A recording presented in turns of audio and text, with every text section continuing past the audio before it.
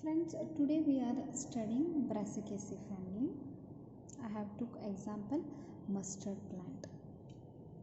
Okay, most of these members of this family are herbaceous. Most of them are having watery juice, smelly watery juice. See, whenever I cut this plant, I get some kind of watery juice, a smelly thing. And leaves are simple. They are not the compound type. Leaves are simple. There is no stipule over at the base of the leaf. They are exstipulate. Leaves are exstipulate. We won't find any kind of stipules over here. And here these are alternatively arranged. Leaves are alternatively arranged. These are dissected. In some cases, leaves are produced are called as a radical leaves, which are arising from the base of the root itself. Here, what kind of inflorescence we are seeing is corym. At maturity, it becomes when it forms the fruit, it shows matured one at the base and younger one towards the apex. At that time it shows a somewhat racemose kind, but appearance is rim type. We can see the flowers.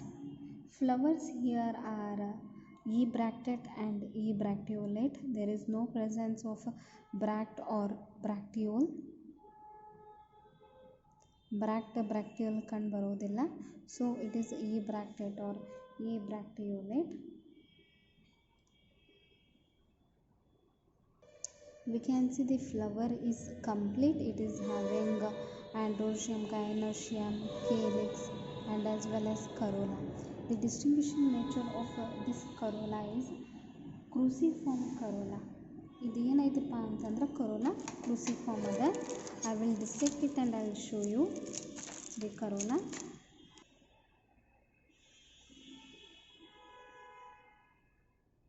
A spoon like appearance corolla is that fashion. So this is cruciform corolla. Corolla appears like spoon ರೀತಿ corolla appear ಆಗ್ತದೆ. Here it is more distinct, spoon like appearance of corolla. Here it is having well distinguished four petals are there, and each petal is having more distinct claw as well as limb. Claw limb ಕೂಡ ತುಂಬ distinct ಆಗಿ ನಾವು ನೋಡ್ತೀವಿ. Here flower in this family comes from actinomorphic to zygomorphic. Here we are seeing is actinomorphic and it is complete flower, and petals which are there, they are showing valvate estivation. Calyx are free, even petals are free. Calyx and corolla both are free. Polycephalous and polypetalous condition is more distinct. And next, coming to the petals. After the whorl of sepal, we are studying the petals. Both sepals and petals are caducous. Caducous means they are not going to stay forever. They are ephemeral in nature. They are going to wither soon after the pollination. Next to them, anthers. We can see the anthers in tetradynamous condition.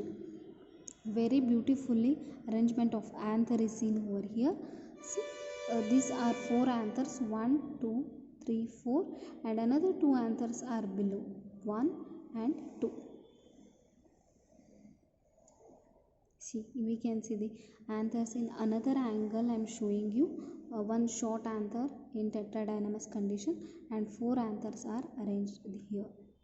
So this condition we call it as tetradynamous condition. And anthers are facing towards the gynoecium, which is clearly visible. Here anthers are introsing condition as they are facing gynoecium. gynoecium ನಾವು face ಮಾಡತ್ತವ ಅಂತಾರೆ, ಅದಕ್ಕೆ introrse condition ಅಂತ ಹೇಳಬಹುದು. Next thing, anthers are basifixed. ಹಿಂದ್ಗಡೆ ಸ್ವಲ್ಪ turn ಮಾಡಿ ತೋರಿಸ್ತೀನಿ These are having basifixed anthers. When we are taking this section of gynoecium, we see gynoecium is bicarpellary. We can see the longitudinal view of this flower too.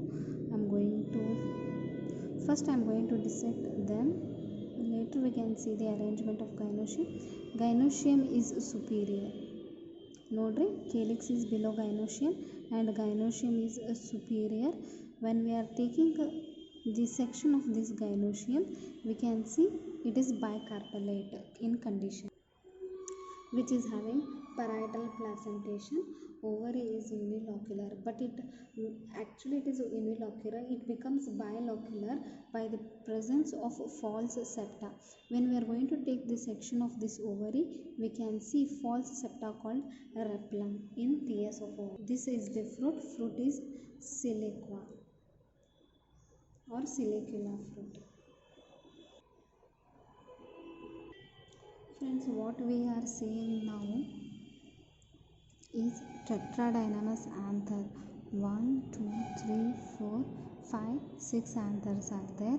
These are tetradynamous anthers which are surrounding the gynoecium. This one. Okay, you can see more clearly the tetradynamous condition of anther. I'm just going to rotate it.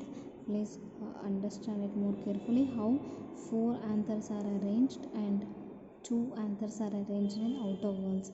Inner walls alli 4 anthers arrange agide, outer walls alli 2 anthers arrange agide.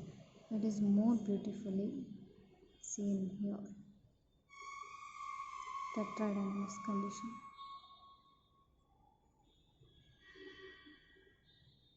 Okay. Next thing friends, how ovary is placed all above the walls, adu kuda clear agi kaantade. Below to it calyx corolla wall, after which androeciums are there. Next to it gynoecium is placed. Next to it we will come across the petals which are having cruciform corolla, and these are calyx. Next 4 calyx and 4 petals. Okay. These are the arrangement of anthers in introse condition which are facing towards the gynoecium.